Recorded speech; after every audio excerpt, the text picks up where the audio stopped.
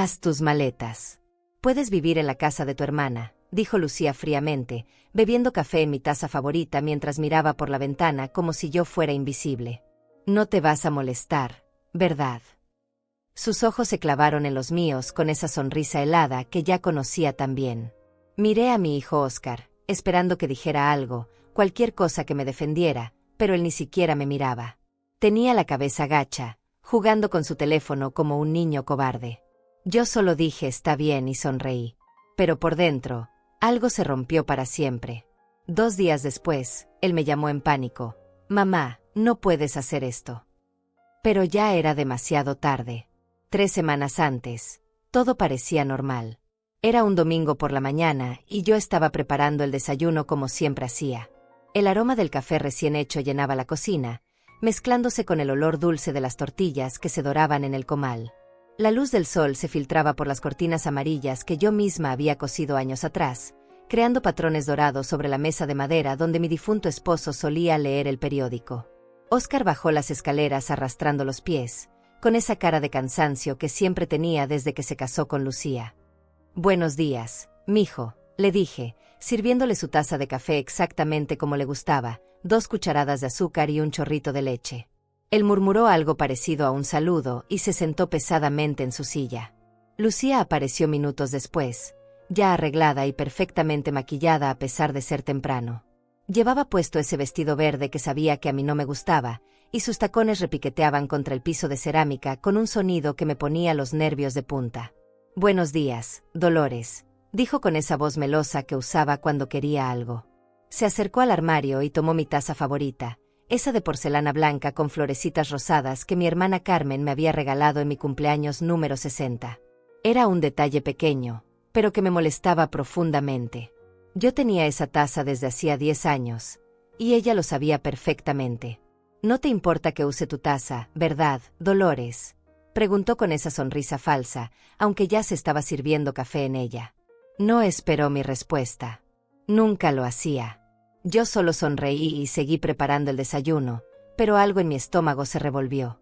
Debí haber notado entonces cómo sus ojos recorrían la casa, evaluando, calculando, como si ya estuviera haciendo planes.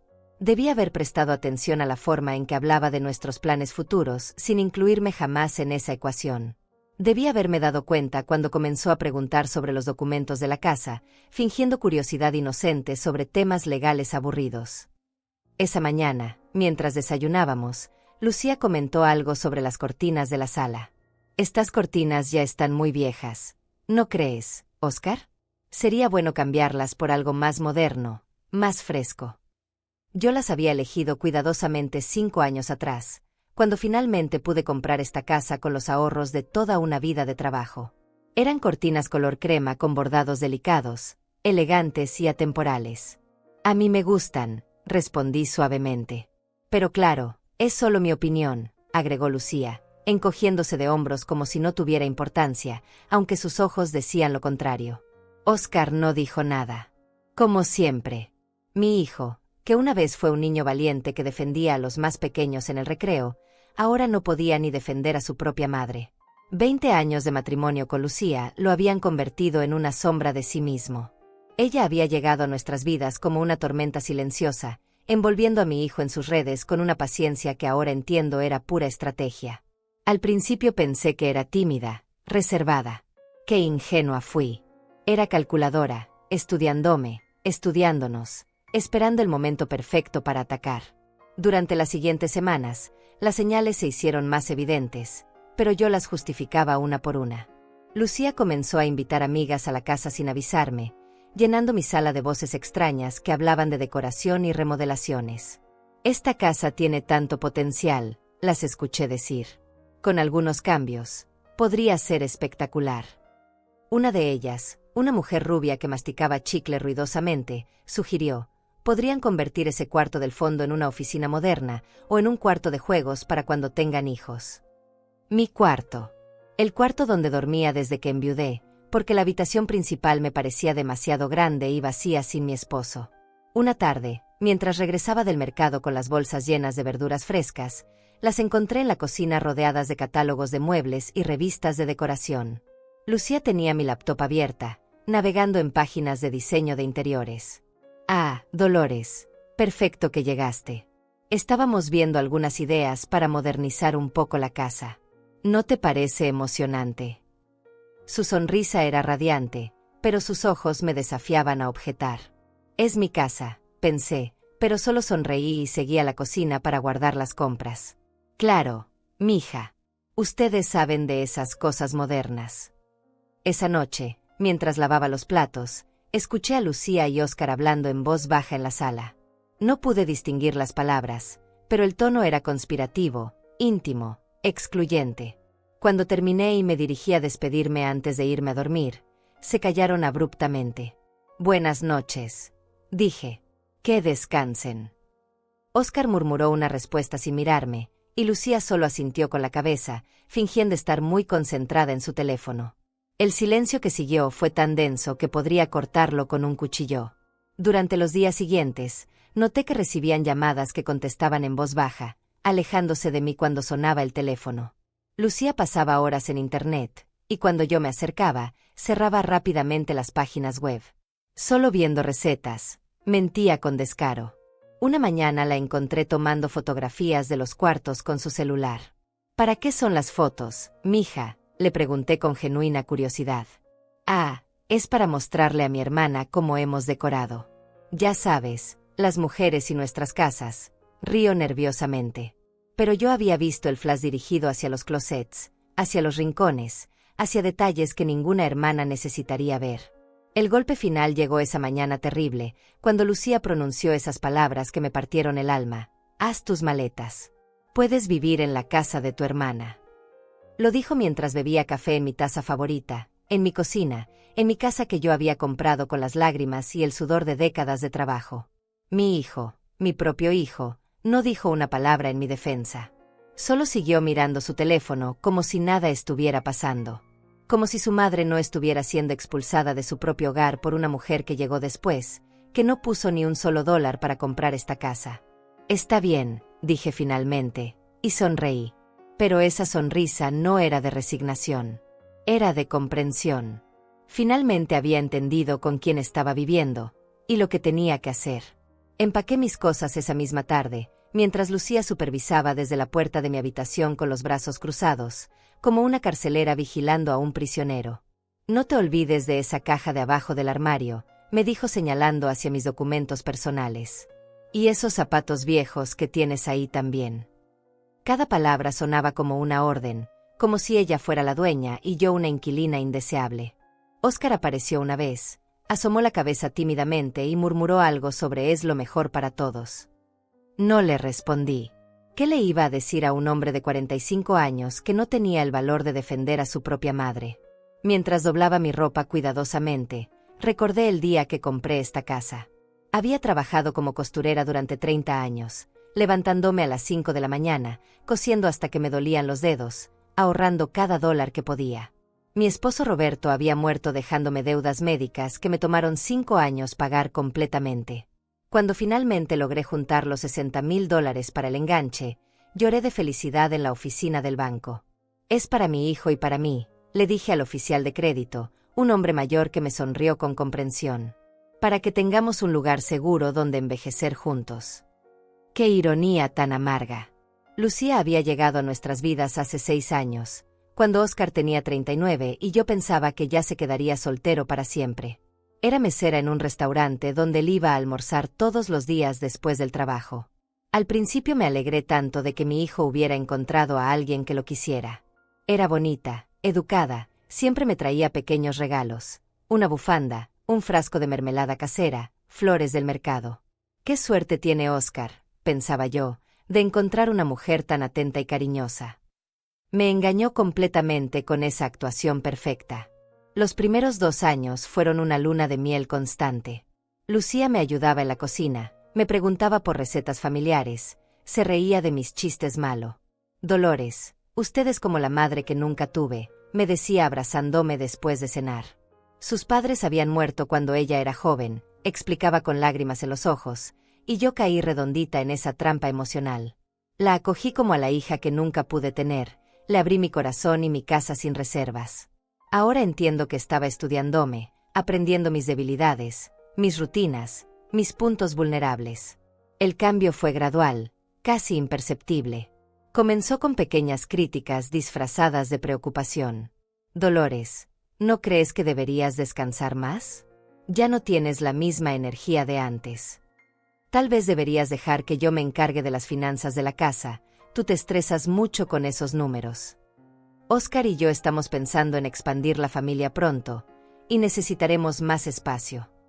Cada comentario era como una semilla venenosa que plantaba cuidadosamente en la mente de mi hijo, quien comenzó a verme no como su madre, sino como un obstáculo para su felicidad matrimonial. La transformación de Oscar fue lo que más me dolió. Mi hijo, que de niño me defendía cuando los vendedores ambulantes intentaban estafarme, que me cargaba las bolsas del mercado sin que se lo pidiera, que me llamaba todos los días cuando vivía solo para asegurarse de que estuviera bien, comenzó a tratarme como una carga. Las conversaciones se volvieron monosilábicas. Las cenas familiares se convirtieron en interrogatorios silenciosos donde Lucía hacía comentarios punzantes sobre lo difícil que es mantener una casa grande mientras Óscar asentía como un robot programado. Mientras empacaba mi álbum de fotos familiares, encontré una imagen de Óscar a los 10 años, sonriendo con un diente de menos, abrazándome después de su graduación de primaria. Mamá, cuando sea grande voy a comprar una casa grande para que vivamos juntos siempre, me había dicho ese día. Guardé la foto entre mis cosas más preciadas, junto con las cartas que me escribía cuando se fue a estudiar a la universidad. Te extraño mucho, mamá. No veo la hora de regresar a casa. Casa. Esta casa que yo compré para nosotros. Lucía siguió hablando mientras yo empacaba, como si fuéramos amigas charlando casualmente. Carmen me dijo que tiene un cuarto muy cómodo para ti. Vas a estar mucho mejor allá, más tranquila, sin las preocupaciones de mantener una casa tan grande. Mentía descaradamente. Yo nunca le había hablado a Carmen sobre esta situación, y Carmen jamás habría aceptado algo así sin hablar conmigo primero. Y además, continuó Lucía, Óscar y yo hemos estado pensando en remodelar. Ya sabes, hacer algunos cambios para prepararnos para cuando lleguen los nietos. Nietos. Esa era otra de sus manipulaciones favoritas. Llevaba 3 años hablando de nietos, usando esa promesa como zanahoria para conseguir lo que quería. Cuando tengamos bebés, necesitaremos el cuarto que está junto al nuestro para el nursery, había comenzado a decir desde el año pasado. Mi cuarto. El cuarto donde había dormido desde que enviudé, donde tenía mis libros, mi pequeño altar con la foto de mi esposo, mi máquina de coser donde todavía hacía pequeños arreglos para ganar algunos dólares extra. ¿Ya hablaste con Carmen?, me preguntó Lucía con falsa preocupación mientras yo cerraba la última maleta. Porque no queremos que llegues allá sin avisar. La muy astuta había pensado en todo. Había calculado cada movimiento, anticipado cada objeción. Sí, ya hablé con ella. Mentí con la misma naturalidad con que ella había mentido durante años. La verdad era que no había hablado con nadie. No tenía a dónde ir realmente, pero no le iba a dar esa satisfacción. Mi hermana Carmen vivía a 2 horas de distancia, en un apartamento pequeño que compartía con su hija divorciada y sus 2 nietos. No había espacio para mí allí, y Carmen, aunque me amaba, tenía sus propios problemas financieros. Pero Lucía había contado con eso. Sabía exactamente cuál era mi situación, conocía mis limitaciones, mis opciones reducidas. Me había estudiado como un depredador estudia a su presa antes de atacar. Cuando bajé las maletas, Óscar estaba esperando en la sala, jugando con su teléfono para evitar mirarme a los ojos. ¿Necesitas ayuda con eso, mamá?, preguntó sin levantar la vista, cumpliendo con el mínimo protocolo de cortesía. No, mijo. Puedo sola. Siempre había podido sola.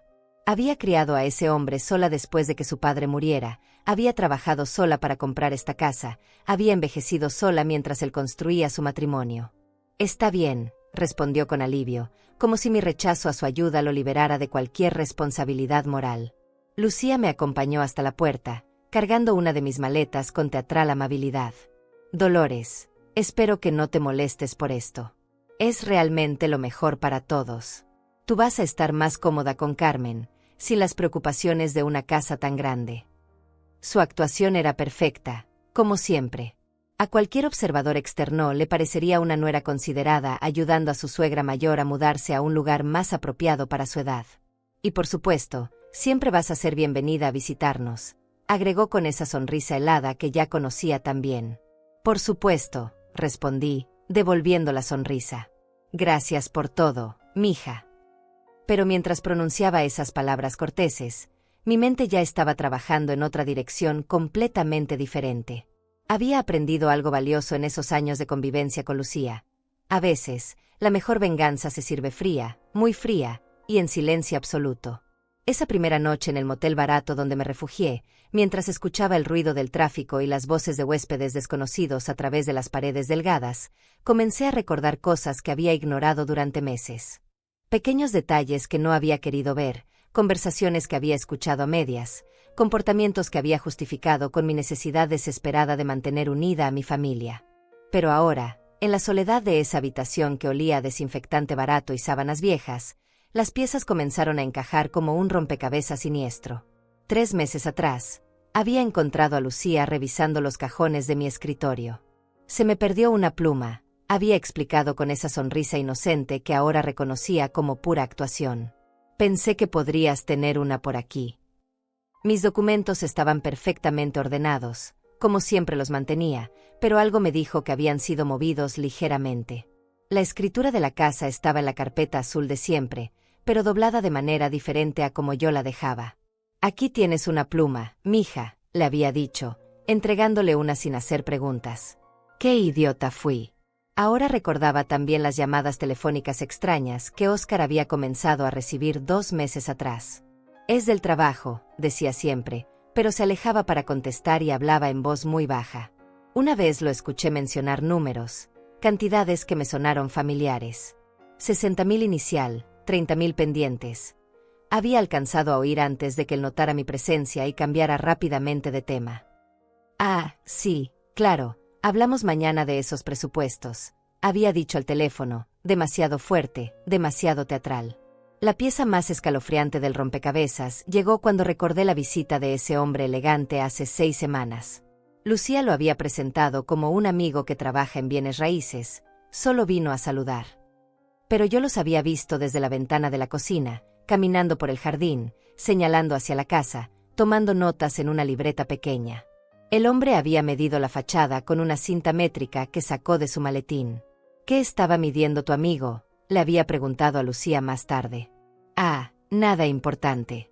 Le dije que la casa era muy bonita y quería ver el estilo de construcción para un proyecto que está diseñando. Otra mentira perfectamente construida.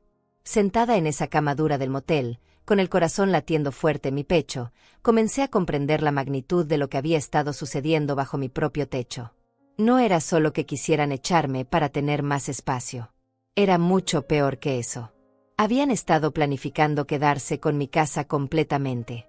Con los documentos que Lucía había fotografiado secretamente, con las medidas que su amigo había tomado, con las llamadas misteriosas sobre cantidades que coincidían exactamente con el valor de mi propiedad. Al día siguiente, me dirigí a la oficina de Roberto Mendoza, el abogado que había manejado la compra de mi casa 5 años atrás.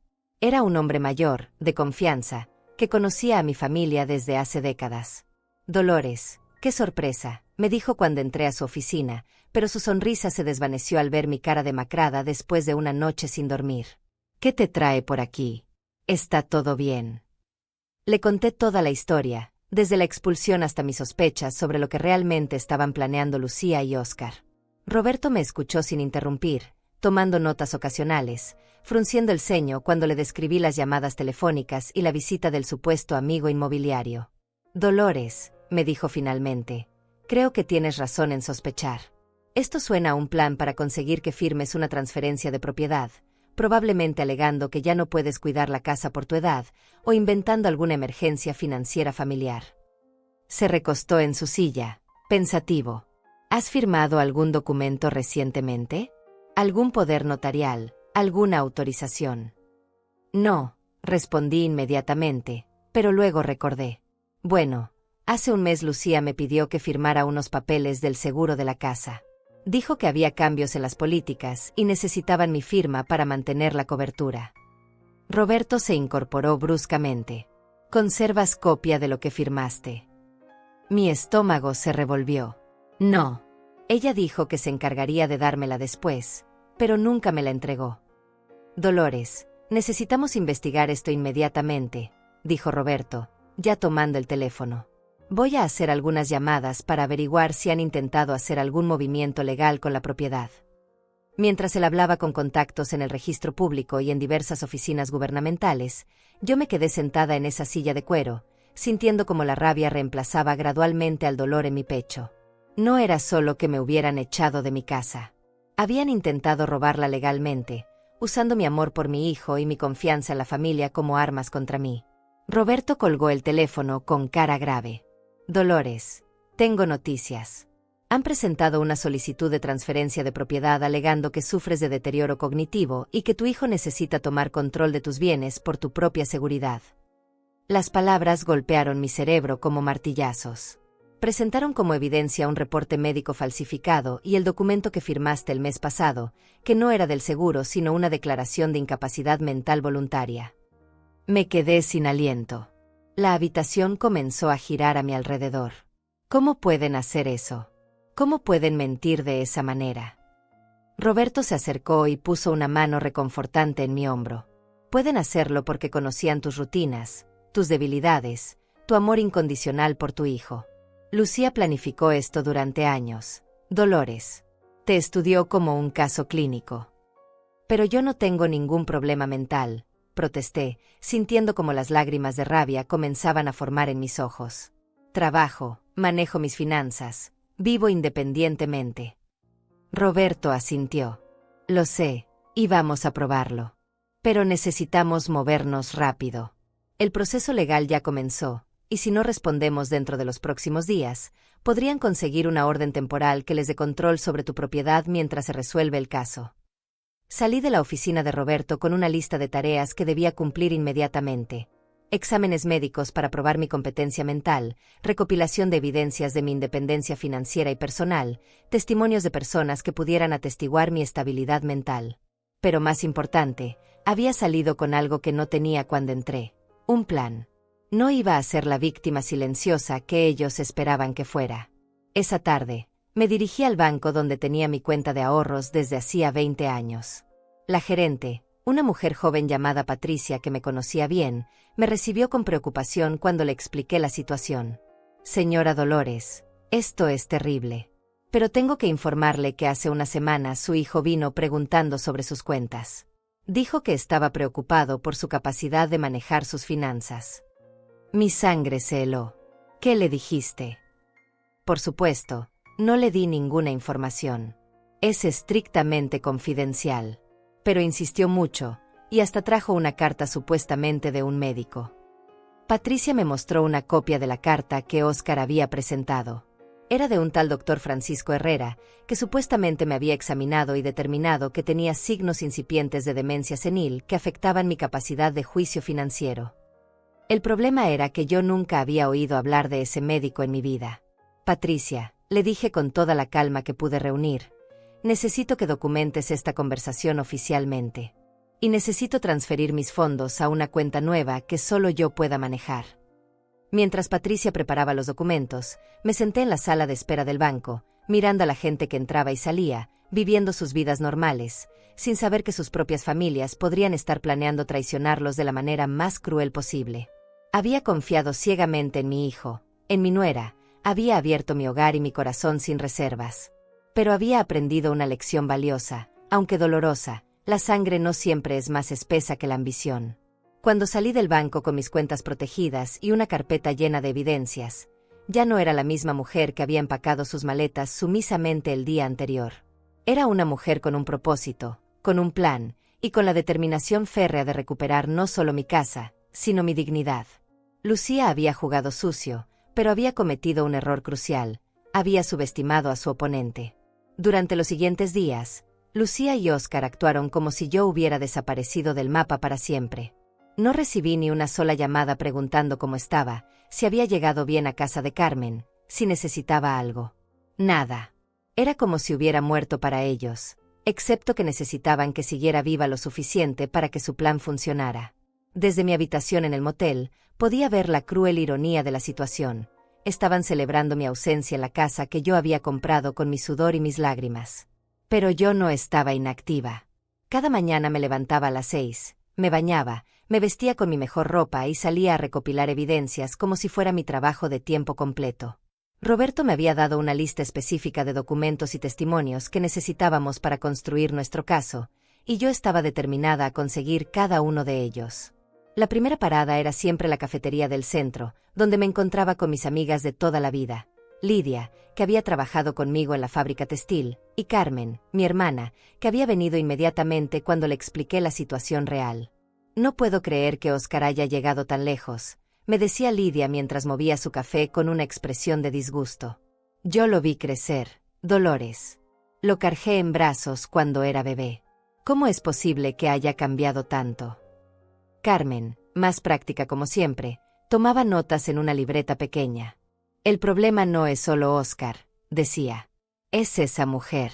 Ella planeó todo esto desde que puso un pie en tu casa. Lo que necesitamos es probar que tú estás perfectamente bien mentalmente y que ellos están cometiendo fraude». La primera prueba médica fue con el doctor Jorge Ramírez, mi médico de cabecera durante los últimos 15 años. Era un hombre serio, meticuloso, que me conocía mejor que nadie en términos de salud.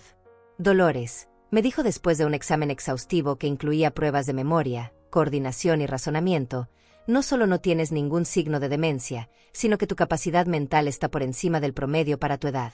Tienes la mente más clara que he visto en una mujer de 70 años». Me entregó un reporte médico detallado que contradecía completamente el documento falsificado que Óscar había presentado. Pero necesitaba más que un examen médico. Roberto me había explicado que los jueces eran especialmente cuidadosos con casos de personas mayores, y que necesitábamos demostrar de manera irrefutable que yo era completamente independiente y capaz. Por eso, durante esa semana, documenté meticulosamente cada aspecto de mi vida diaria. Tomé fotografías de mis recibos de servicios públicos, todos pagados puntualmente por mí misma. Recopilé estados de cuenta bancarios que mostraban un manejo responsable de mis finanzas durante décadas. Conseguí cartas de recomendación del dueño del supermercado donde hacía mis compras, del sacerdote de mi parroquia, incluso del joven mecánico que mantenía mi carro viejo pero funcional. El momento más doloroso fue cuando tuve que pedirle a mis vecinos que escribieran testimonios sobre mi comportamiento y mi capacidad mental.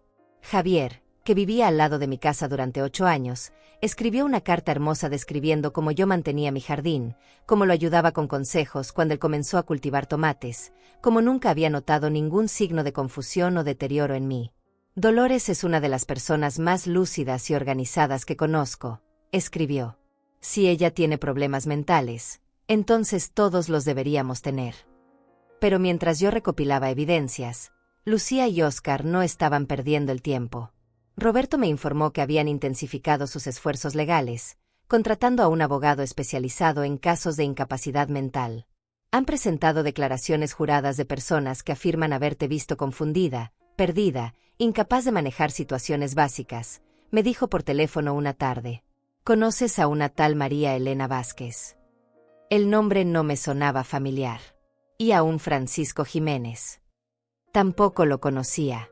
La realidad era que Lucía había conseguido que personas completamente desconocidas para mí firmaran declaraciones falsas a cambio de dinero. Roberto había investigado y descubierto que ambos testigos tenían antecedentes penales por perjurio y fraude. «Esto en realidad juega a nuestro favor», me explicó. «Demuestra lo desesperados que están y la naturaleza fraudulenta de todo su caso. Pero necesitamos estar preparadas para una batalla legal intensa». Una semana después de mi expulsión, decidí hacer algo que Roberto me había desaconsejado, pero que yo sabía que tenía que hacer: regresar a mi casa. No para confrontarlos directamente, sino para recopilar evidencias adicionales que podrían ser cruciales para nuestro caso. Esperé hasta el jueves por la mañana, cuando sabía que Óscar estaría en el trabajo y Lucía generalmente salía de compras. Me estacioné a una cuadra de distancia y caminé cuidadosamente hasta mi propio hogar, sintiendo la extraña sensación de ser una intrusa en el lugar que había sido mi refugio durante 5 años. La puerta del frente tenía una cerradura nueva. Habían cambiado las llaves inmediatamente después de que me fui, como si yo fuera una criminal que podría regresar a robar. Pero yo conocía mi casa mejor que nadie, y sabía que la ventana del lavadero siempre tenía el seguro roto. Me las arreglé para entrar por ahí, sintiéndome como una ladrona en mi propio hogar. Lo que vi adentro me hizo hervir la sangre de rabia. Habían comenzado a remodelar inmediatamente. Mi cuarto ya había sido vaciado completamente, y podía ver latas de pintura y materiales de construcción apilados en el pasillo. Habían quitado las cortinas que tanto les molestaban y las habían reemplazado con persianas modernas que yo nunca había visto antes. En la cocina, mi taza favorita, esa de porcelana con florecitas rosadas, estaba rota en el bote de basura, como si hubiera sido un accidente conveniente. Pero lo más impactante estaba en la habitación principal. Lucía había convertido mi escritorio en su oficina personal, y había papeles esparcidos por toda la superficie. Me acerqué cuidadosamente y comencé a fotografiar todo con mi teléfono. Había documentos del banco, copias de mi escritura de la casa, borradores de cartas legales, y lo más escalofriante de todo, un plan detallado escrito a mano con la letra de Lucía que describía paso a paso cómo habían ejecutado su estrategia para quitarme la casa. Fase 1. Establecer confianza y dependencia emocional, decía la primera línea. Fase 2. Aislar de otras fuentes de apoyo familiar. Fase 3. Crear documentación médica de incapacidad. Fase 4. Forzar salida física de la propiedad. Fase 5. Completar transferencia legal. Al final del documento, había una nota que me heló la sangre. Una vez completado el proceso, cortar todo contacto. No hay riesgo de reversión si mantenemos distancia emocional. Habían planeado borrarme completamente de sus vidas una vez que obtuvieran mi casa. Fotografié cada página de ese plan diabólico con manos temblorosas, asegurándome de que cada palabra fuera legible. Era la evidencia más contundente que podíamos tener, la confesión escrita de Lucía de que todo había sido una estafa elaborada desde el principio. Mientras revisaba los demás documentos en el escritorio, encontré algo aún más perturbador. Copias de estados de cuenta de mi banco de los últimos 6 meses, información que ella no debería haber tenido acceso jamás. En una carpeta marcada Contactos útiles, Lucía había guardado números telefónicos de personas que claramente eran parte de su red de fraude. Estaba el número del falso doctor Francisco Herrera, del supuesto agente inmobiliario que había medido la casa, y de por lo menos 5 personas más con notas al lado como dispuesto a testificar por $200 y puede firmar documentos sin hacer preguntas por $150. Era una operación criminal completa, no solo una disputa familiar. Pero el descubrimiento más devastador estaba en una carta a medio escribir dirigida a Oscar. En ella, Lucía describía sus verdaderos sentimientos. Ya casi terminamos con esto, amor. Sé que ha sido difícil mantener la actuación con tu madre, pero piensa en todo lo que vamos a ganar. Esta casa vale más de $150,000 ahora, y una vez que la vendamos podemos comprar algo mejor en la zona que realmente queremos. Tu madre nunca va a sospechar nada hasta que sea demasiado tarde. Salí de mi propia casa sintiéndome como si hubiera visitado la escena de un crimen. Porque eso era exactamente lo que era, un crimen elaborado, calculado, ejecutado por las 2 personas en las que más había confiado en el mundo. Mientras caminaba de regreso a mi carro, con el teléfono lleno de fotografías que podrían cambiar todo, me di cuenta de que ya no sentía tristeza ni dolor. Solo una determinación fría y férrea de hacer que pagaran por cada mentira, por cada manipulación, por cada momento de humillación que me habían hecho pasar. Roberto casi se cae de la silla cuando le mostré las fotografías.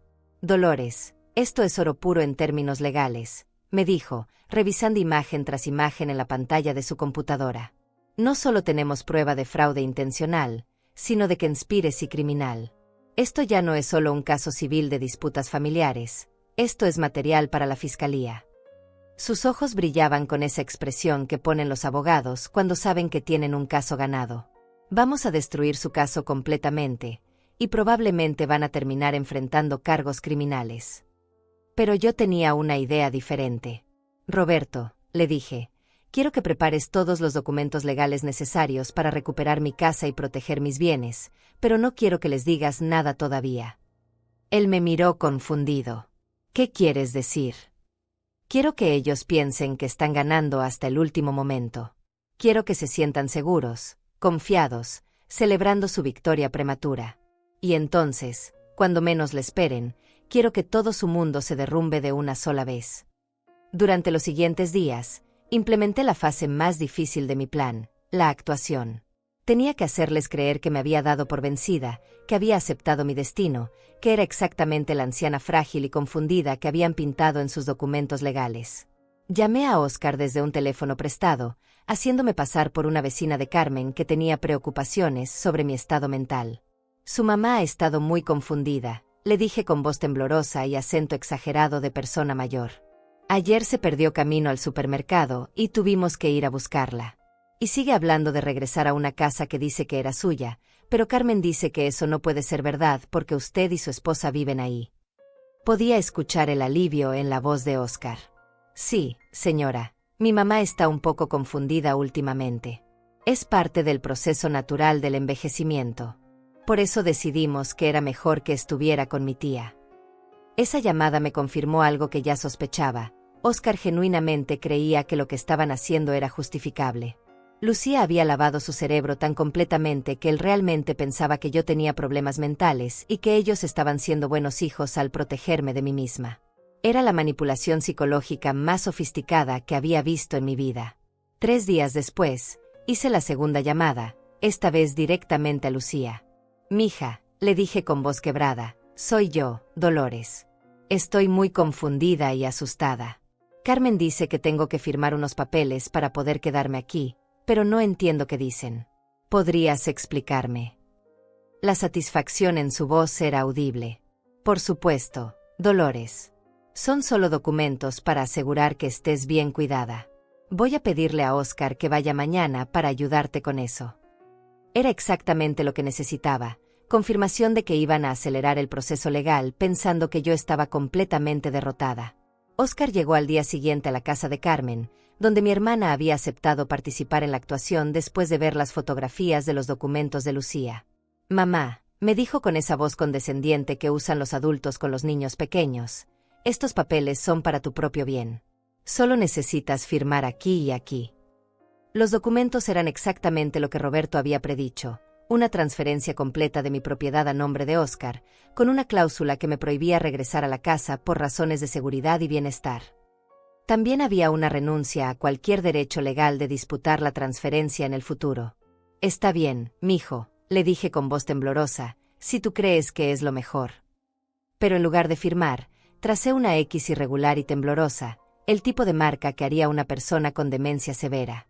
«Perfecto, mamá», dijo Óscar, guardando rápidamente los documentos. «Ahora vas a estar mucho mejor. Ya no tienes que preocuparte por nada». Me dio un beso frío en la frente y se fue, probablemente para celebrar con Lucía que finalmente habían conseguido lo que querían. Pero lo que no sabían era que esos documentos eran legalmente inválidos debido a mi firma claramente incompetente, y que Roberto ya tenía listos todos los documentos necesarios para la contraofensiva legal que lanzaríamos al día siguiente. Esa noche, por primera vez en semanas, dormí profundamente. Mañana sería el día en que Lucía y Óscar descubrirían que habían subestimado gravemente a su víctima. El día de la contraofensiva comenzó a las 6 de la mañana. Roberto había coordinado todo meticulosamente. A las 9 tendríamos una cita con el juez para presentar nuestras evidencias. A las 10 un investigador privado estaría en mi casa documentando la ocupación ilegal, y a las 11 la policía llegaría con una orden de desalojo temporal mientras se resolvía el caso. Pero antes de todo eso, yo tenía una misión personal que cumplir. Me vestí con mi mejor traje, me peiné cuidadosamente y me maquillé como no lo había hecho en meses. Quería verme exactamente como lo que era, una mujer de 70 años perfectamente lúcida, elegante y en control total de sus facultades mentales. Cuando Roberto me vio llegar a su oficina, sonrió con aprobación. «Dolores, te ves espectacular. Cualquier juez que te vea va a saber inmediatamente que las alegaciones de demencia son ridículas». En el juzgado, presentamos nuestro caso de manera devastadora y metódica. Roberto había organizado las evidencias como si fuera un fiscal presentando un caso de asesinato. Primero, los reportes médicos que confirmaban mi perfecta salud mental. Después, los testimonios de vecinos, amigos y comerciantes que atestiguaban mi comportamiento normal y competente. Luego, las fotografías de los documentos que había encontrado en mi propia casa, incluyendo el plan detallado de Lucía para estafarme. El juez, un hombre mayor llamado Magistrado Hernández, revisó cada documento con expresión cada vez más seria. Cuando llegó a las fotografías del plan escrito por Lucía, su ceño se frunció profundamente. ¿Está usted diciéndome que la demandada documentó por escrito su intención de defraudar a la peticionaria?, le preguntó a Roberto. Exactamente, su señoría. Y no solo eso, sino que también documentó el pago a testigos falsos y la falsificación de reportes médicos. Pero la pieza de resistencia llegó cuando Roberto presentó los documentos que Óscar me había llevado a firmar el día anterior. Su señoría, como puede ver en esta firma claramente incompetente, los demandados intentaron aprovecharse de lo que ellos creían era el estado mental deteriorado de mi clienta para conseguir una transferencia de propiedad fraudulenta. Sin embargo, mi clienta estaba actuando bajo consejo legal para documentar sus intentos de fraude. El magistrado Hernández me miró directamente. Señora Dolores, ¿puede usted explicarme en sus propias palabras qué ha estado sucediendo? Me puse de pie, con la espalda recta y la voz clara. Su señoría, mi nuera pasó años estudiándome, manipulando a mi hijo y planeando robarme la casa que compré con mi trabajo honesto. Ellos pensaron que por ser una mujer mayor, sería fácil de engañar y que nadie me creería. Pero se equivocaron. La orden del juez fue contundente e inmediata: restitución completa de mi propiedad, desalojo inmediato de los ocupantes ilegales, congelación de cualquier intento de venta o transferencia de la casa, y remisión del caso a la Fiscalía para investigar posibles cargos criminales de fraude, falsificación de documentos y conspiración. Además, agregó el magistrado, ordeno una investigación completa de todos los individuos que participaron en este esquema fraudulento. A las 10:30 de la mañana, yo estaba parada frente a mi casa, acompañada por Roberto, un investigador privado, 2 oficiales de policía y un cerrajero. El investigador había documentado todo: las cerraduras cambiadas, las modificaciones hechas sin mi consentimiento, la evidencia de que habían estado viviendo allí como propietarios legítimos. Cuando tocamos la puerta, fue Lucía quien abrió, vestida casualmente como si fuera cualquier mañana normal en su casa. La expresión en su cara cuando me vio fue indescriptible. Primero confusión, después reconocimiento, luego un terror puro que la dejó paralizada por varios segundos. «¿Dolores? ¿Qué estás haciendo aquí?» Su voz salió como un susurro quebrado. «Buenos días, Lucía», le respondí con una sonrisa serena. «Vengo a recuperar mi casa». Uno de los oficiales se adelantó y le mostró la orden judicial. «Señora, tiene usted 30 minutos para recoger sus pertenencias personales y desalojar la propiedad. Esta casa ha sido devuelta a su propietaria legítima por orden del tribunal». Lucía tomó el documento con manos temblorosas, sus ojos moviéndose frenéticamente mientras leía. «Esto no puede ser real», murmuró. «Ella está loca, tiene demencia, no puede manejar una casa». «Señora», interrumpió el oficial, «según los documentos médicos y legales presentados ante el tribunal, la propietaria está en perfecto uso de sus facultades mentales. Ustedes, por el contrario, están siendo investigados por fraude y falsificación de documentos».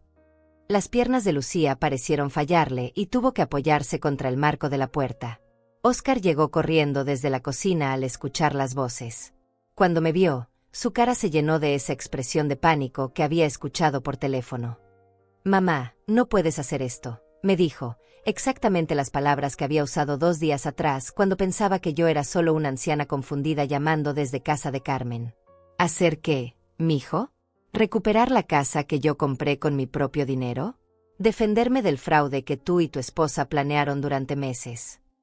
«Pero tú firmaste los papeles», protestó débilmente. «Dijiste que estabas de acuerdo». Saqué de mi bolso una copia de los documentos con mi firma incompetente y se la mostré. ¿Esta firma incompetente? ¿En serio pensaron que un juez la aceptaría como válida de una persona mentalmente competente? Roberto se acercó. «Óscar, esa firma es evidencia adicional de que ustedes intentaron aprovecharse de lo que creían era el deterioro mental de tu madre». Lucía de repente recobró algo de su compostura manipuladora.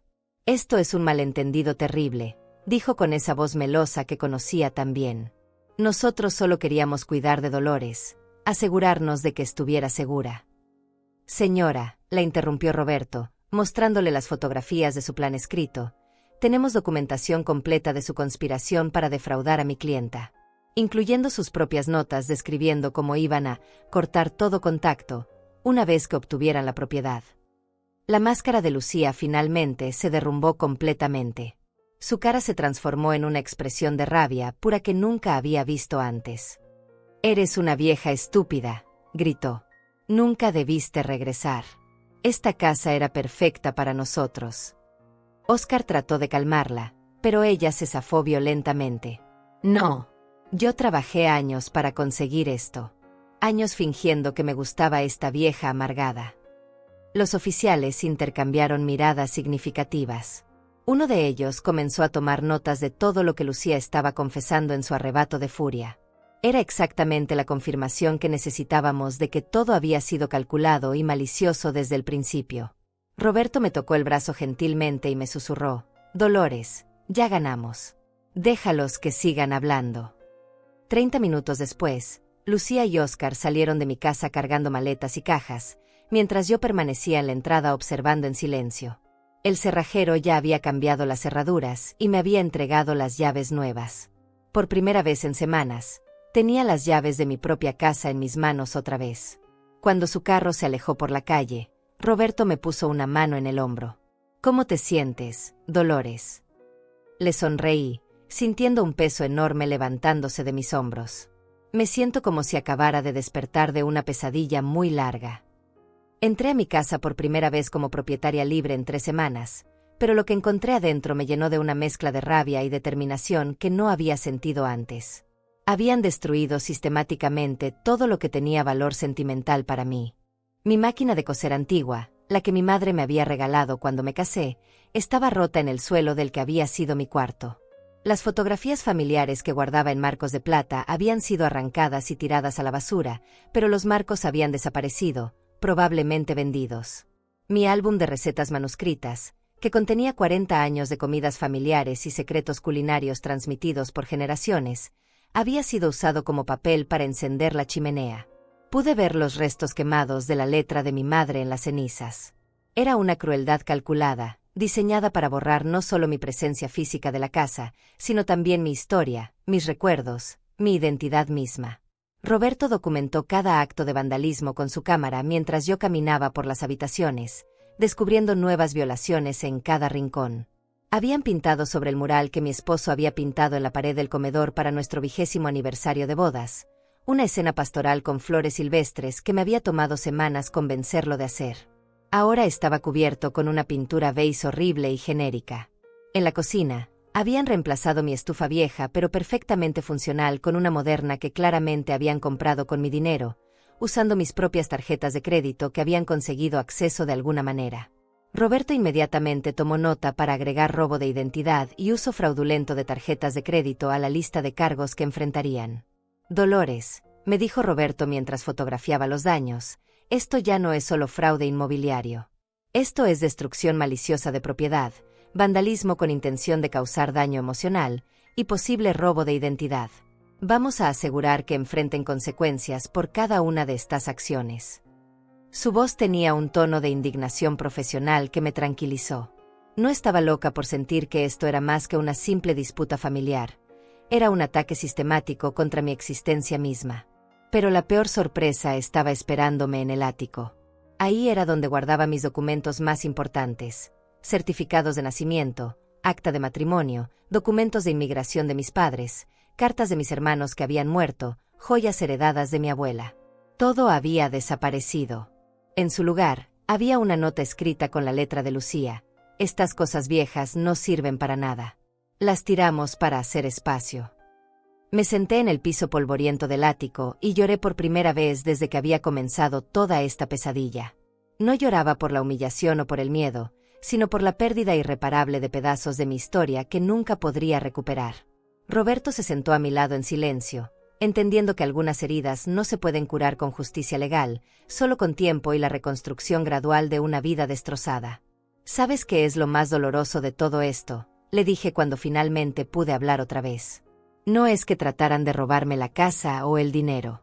Es que quisieron borrarme completamente, como si yo nunca hubiera existido, como si mi vida no hubiera tenido ningún valor. Roberto asintió gravemente. Dolores, lo que ellos hicieron fue un tipo de asesinato.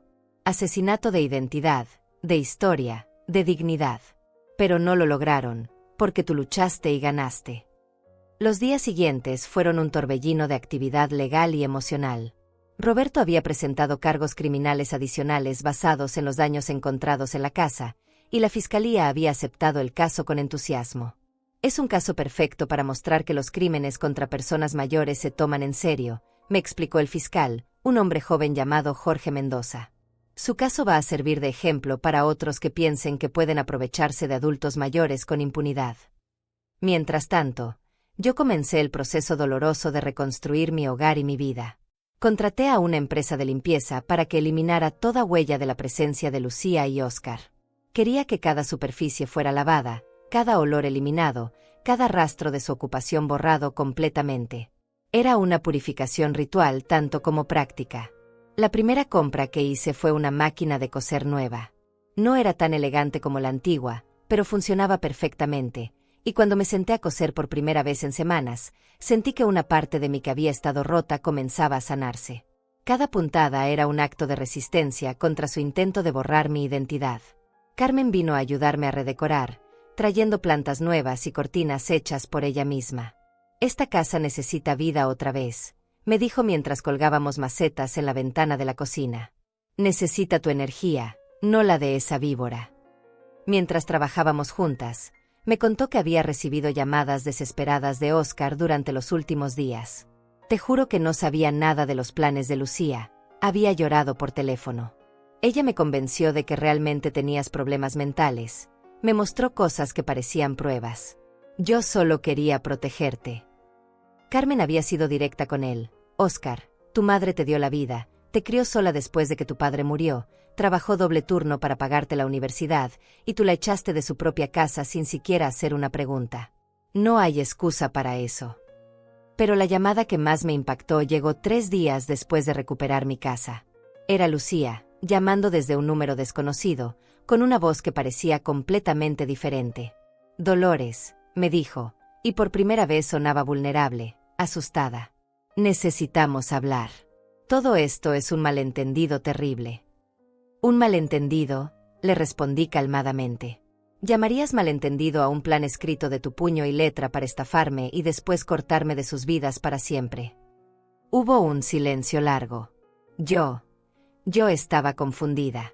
Óscar y yo hemos estado bajo mucho estrés financiero. Hice cosas que no debía haber hecho, pero nunca quise lastimarte realmente. «Lucía», le dije con una voz tan fría como el hielo, «quemaste las recetas de mi madre. Rompiste la máquina de coser que me regaló cuando me casé. Tiraste las fotografías de mi esposo muerto. Eso también fue por estrés financiero». Otra pausa larga. «Dolores, por favor. Somos familia. Tiene que haber una manera de arreglar esto». «Familia», repetí la palabra como si tuviera un sabor amargo.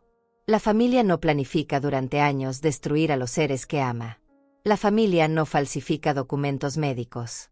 La familia no paga extraños para que mientan en los tribunales.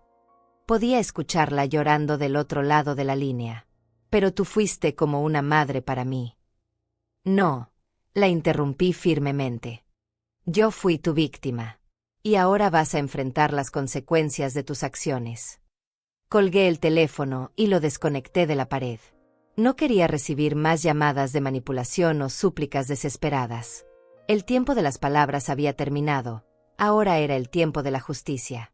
El juicio comenzó 2 meses después, y yo estaba preparada como nunca antes en mi vida. Roberto había trabajado incansablemente para construir un caso que no solo recuperara mi dignidad, sino que sirviera como advertencia para cualquiera que pensara que las personas mayores eran blancos fáciles. La sala del tribunal se llenó de periodistas locales que habían tomado interés en la historia, convirtiéndola en un símbolo de la lucha contra el abuso de ancianos. Lucía y Óscar llegaron con un abogado defensor que claramente había sido contratado con el poco dinero que les quedaba después de que sus cuentas bancarias fueran congeladas por la investigación. El abogado, un hombre nervioso llamado Francisco Ruiz, intentó argumentar que todo había sido un malentendido familiar y que mis problemas de memoria habían causado confusión sobre las intenciones de su hijo amoroso. Pero Roberto destruyó esa defensa meticulosamente. Presentó las fotografías de los documentos escritos por Lucía, los testimonios de los testigos falsos que habían confesado después de ser confrontados por la policía, y las grabaciones de las llamadas telefónicas donde Lucía admitía haber trabajado años para conseguir esto. Cada pieza de evidencia era como un martillazo sobre el ataúd de su defensa.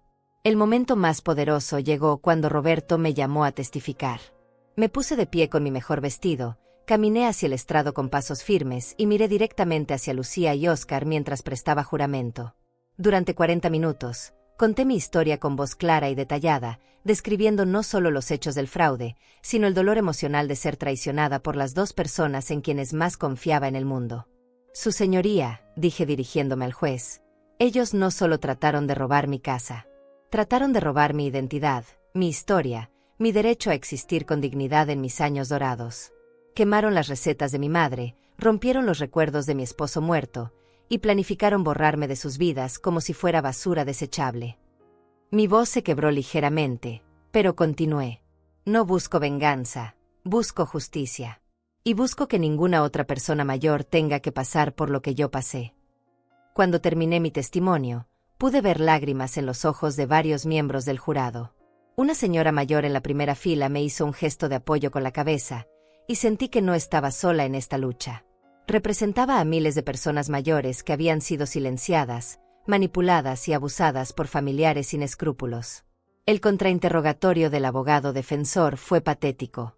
Intentó sugerir que yo había malinterpretado las intenciones de Lucía y que mi edad avanzada me hacía susceptible a confusión. Roberto objetó inmediatamente, y el juez le advirtió al abogado que no toleraría ataques a la competencia mental de un testigo que había sido evaluado por múltiples expertos como completamente lúcido. Cuando Lucía subió al estrado para defenderse, su actuación fue tan transparente que resultaba casi cómica. Lloró copiosamente, afirmó que todo había sido por amor y que ella nunca quiso lastimar a su querida suegra. Pero Roberto tenía preparada una sorpresa devastadora. Había conseguido acceso a las redes sociales de Lucía durante el periodo del fraude. ¿Reconoce usted esta publicación en Facebook del 15 de marzo? Le preguntó Roberto, mostrando una impresión de pantalla.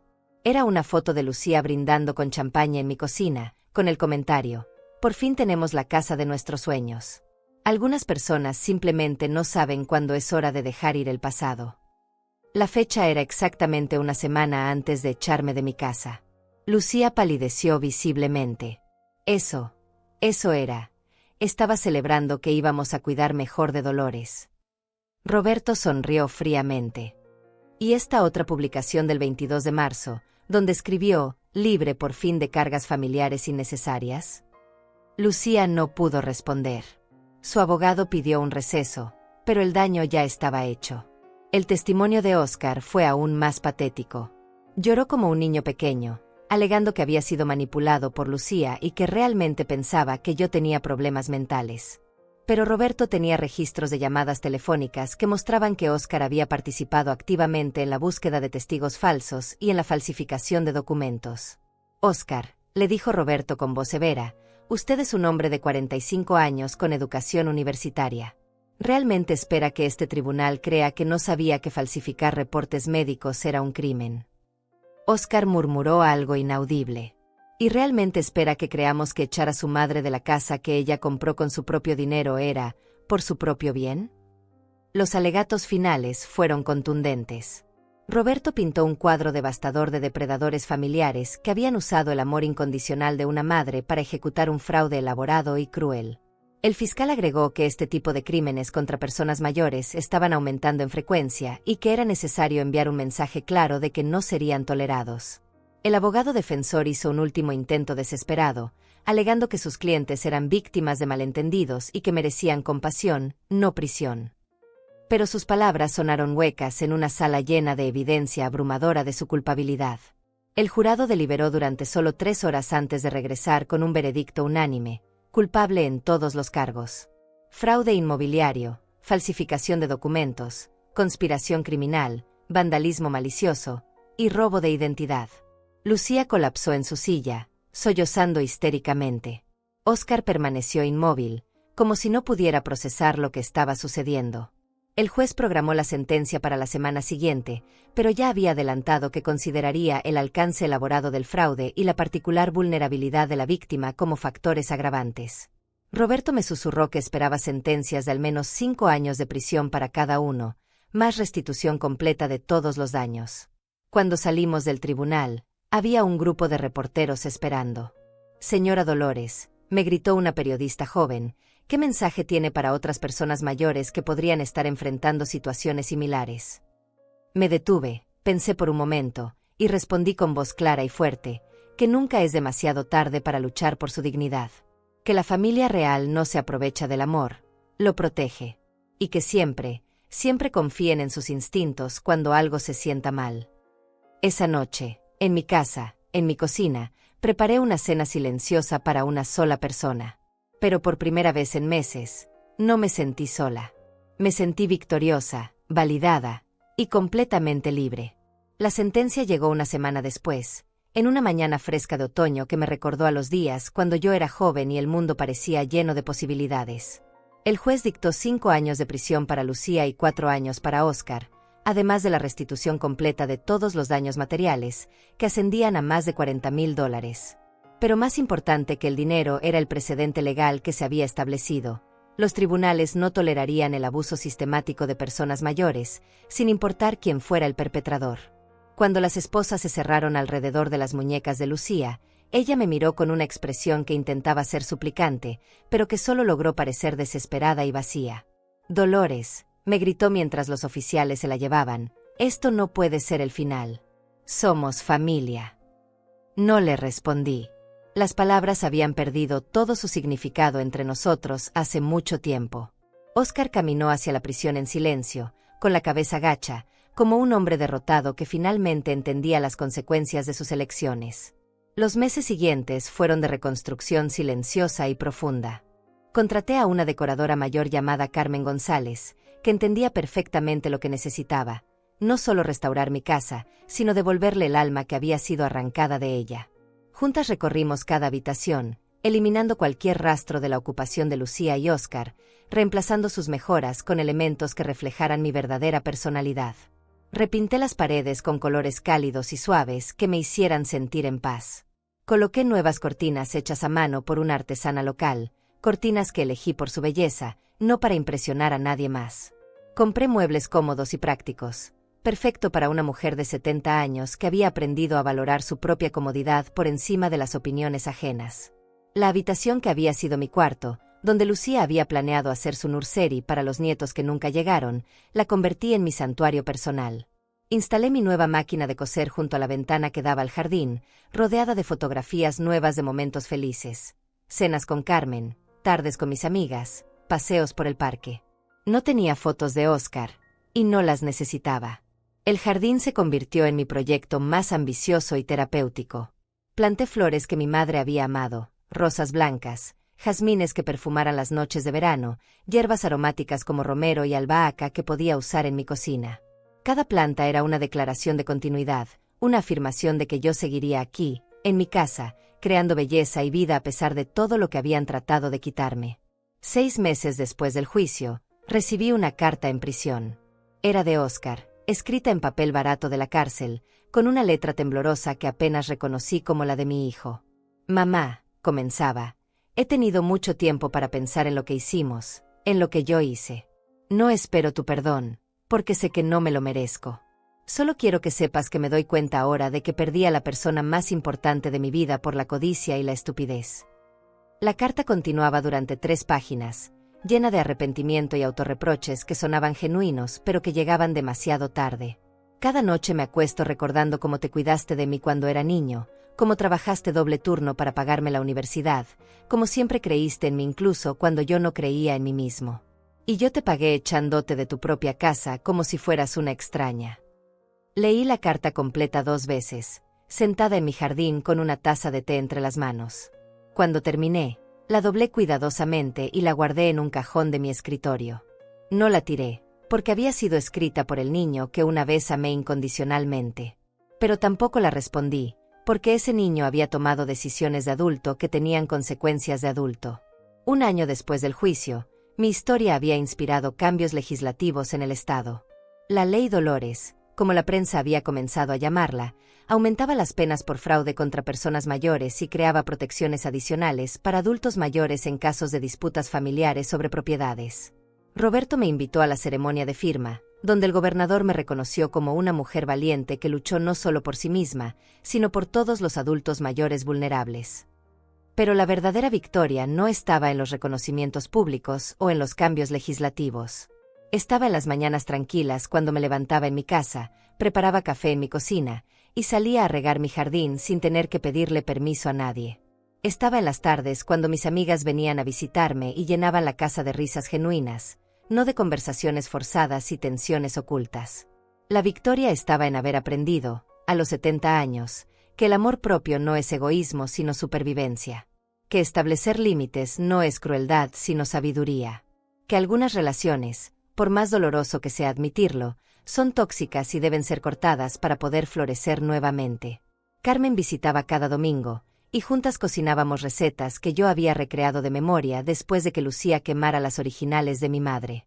¿Sabes qué es lo más hermoso de todo esto?, me dijo una tarde mientras amasábamos pan casero. Que encontraste tu fuerza cuando más la necesitabas. A los 70 años descubriste que eras más valiente de lo que jamás habías imaginado. Tenía razón.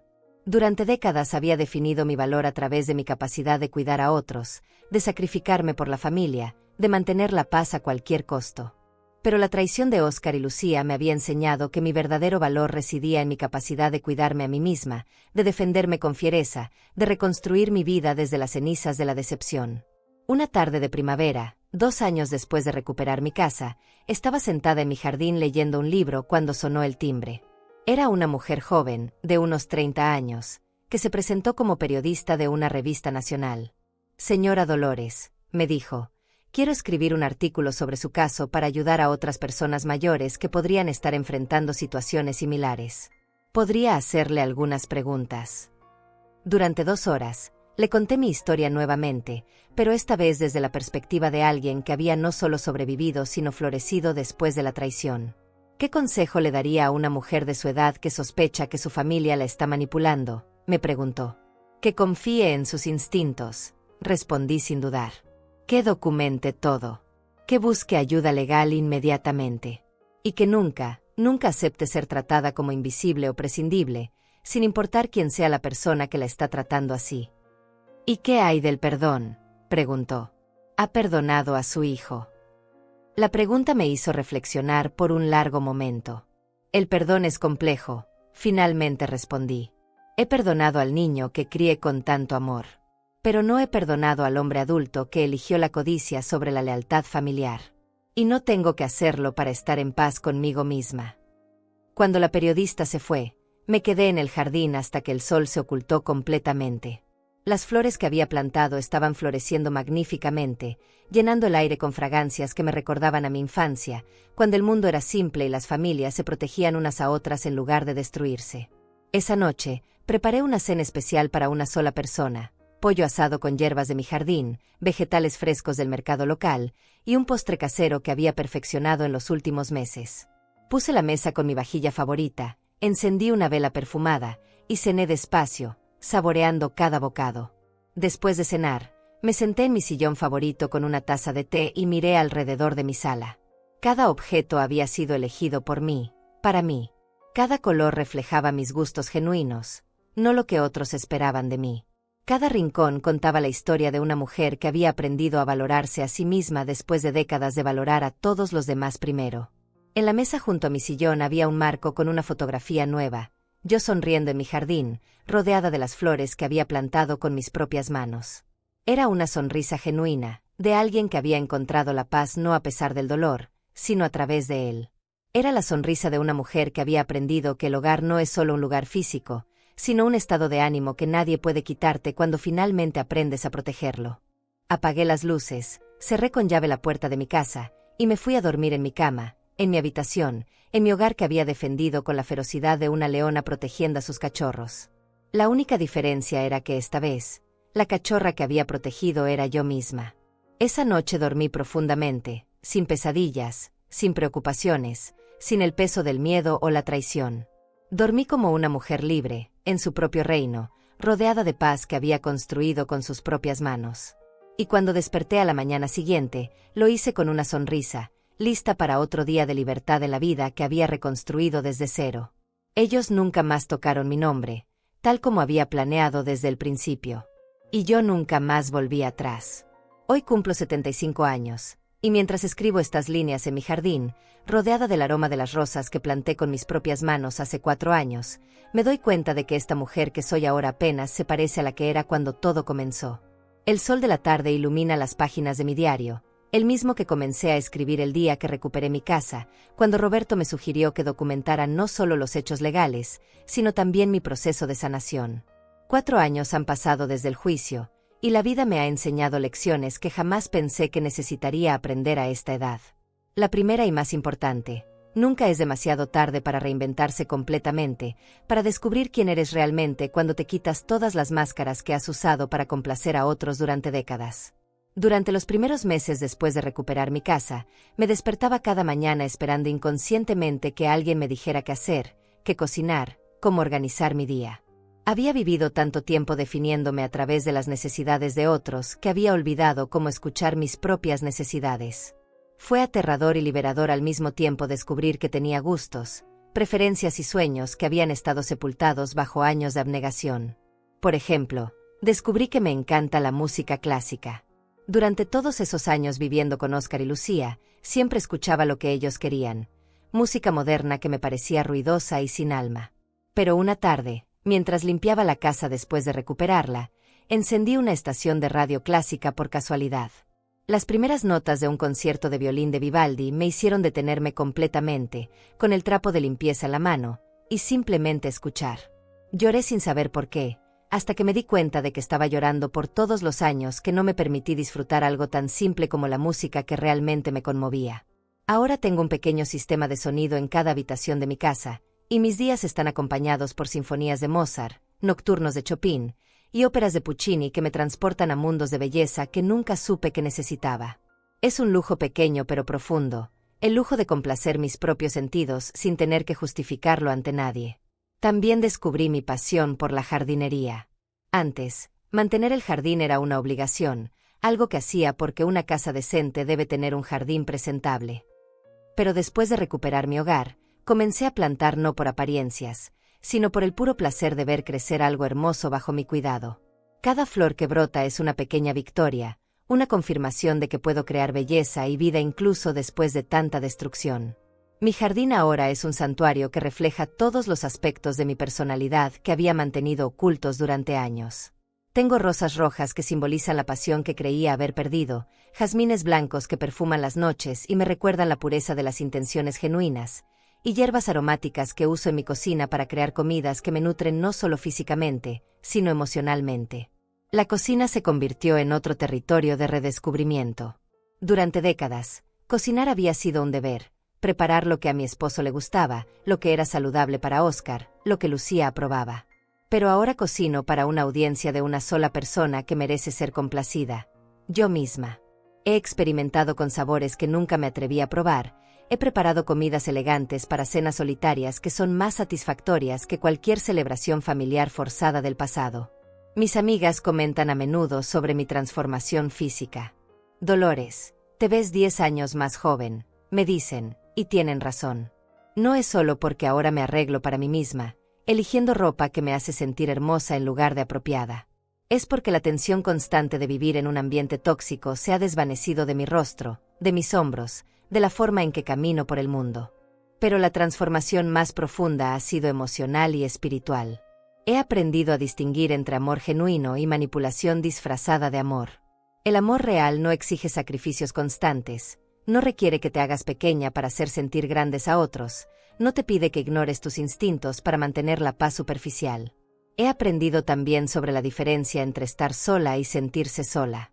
Durante años temí tanto la soledad que me aferré a relaciones que me lastimaban, pensando que cualquier compañía era mejor que ninguna.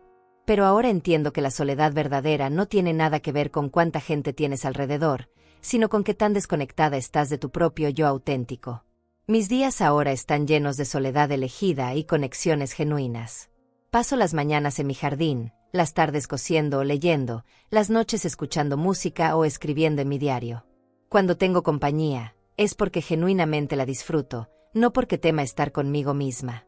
Carmen visita cada domingo, Lidia viene a tomarte los miércoles, y tengo otras amigas que he hecho en los últimos años. Mujeres que, como yo, han aprendido a valorar la autenticidad sobre la conveniencia social. Una de estas amigas es Elena, una viuda de 80 años que conocí en el mercado hace 2 años. Su historia es diferente a la mía, pero comparte el mismo núcleo: hijos adultos que la trataban como una carga hasta que ella decidió establecer límites firmes. ¿Sabes qué es lo más liberador de envejecer?, me dijo una vez mientras tomábamos té en su jardín. Que finalmente te das cuenta de que no tienes tiempo para desperdiciar en relaciones que te drenan el alma. Elena tenía razón. A los 75 años, cada día es un regalo que no puedo permitirme desperdiciar en resentimientos, en intentos de complacer a personas que nunca estarán satisfechas, o en fantasías sobre cómo deberían ser las relaciones familiares en lugar de aceptar cómo realmente son. Oscar cumplió su sentencia el año pasado y salió de prisión. Supe por Carmen, que mantiene contacto ocasional con información sobre él, que se mudó a otro estado y trabaja en un almacén. Lucía salió 6 meses después y, según las pocas noticias que llegan hasta mí, está viviendo con su hermana en una ciudad pequeña, trabajando como mesera nuevamente. Durante los primeros meses después de su liberación, esperaba algún tipo de contacto. Una disculpa, un intento de reconciliación, incluso una confrontación final. Pero no ha habido nada. Parte de mí se siente aliviada por este silencio.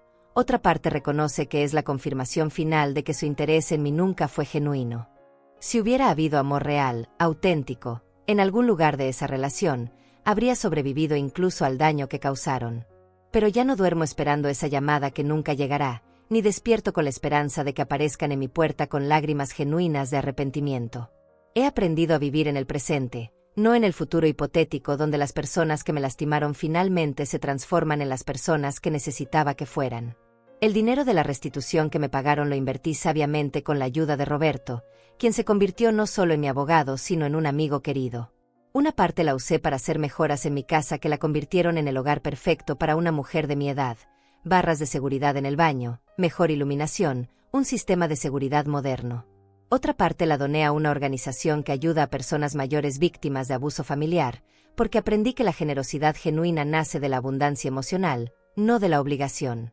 El resto lo guardé para mi vejez real, para el día en que realmente necesite cuidados especializados. Pero la diferencia es que ahora esas decisiones eran mías, tomadas por mí, con profesionales de mi elección, no impuestas por familiares que ven mi vulnerabilidad como una oportunidad. Mi historia se volvió conocida en nuestra comunidad, y frecuentemente recibo visitas de trabajadores sociales que traen casos similares, pidiendo consejo o simplemente buscando que hable con otras personas mayores que están enfrentando situaciones parecidas.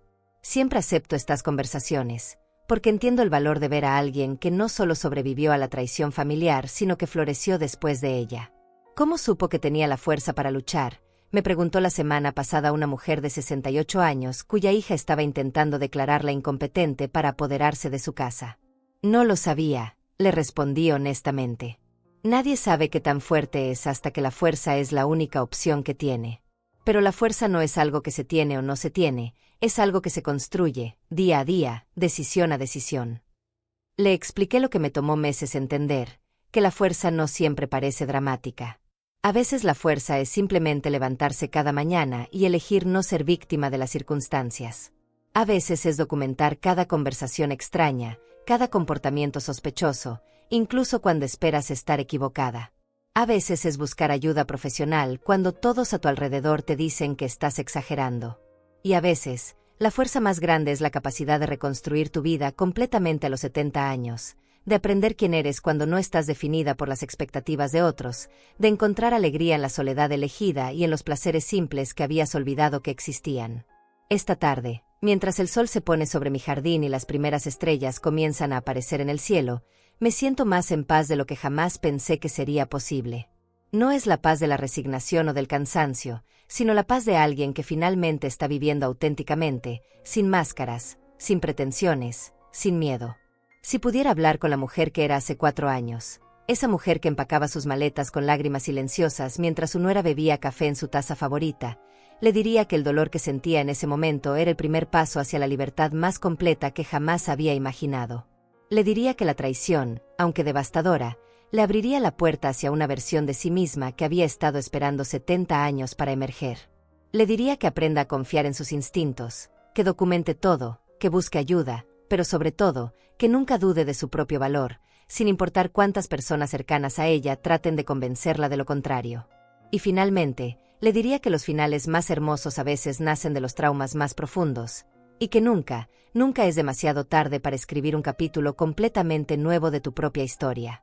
Mañana cumplo 75 años. Y por primera vez en décadas, estoy emocionada por ver qué aventuras me esperan en los años que vienen.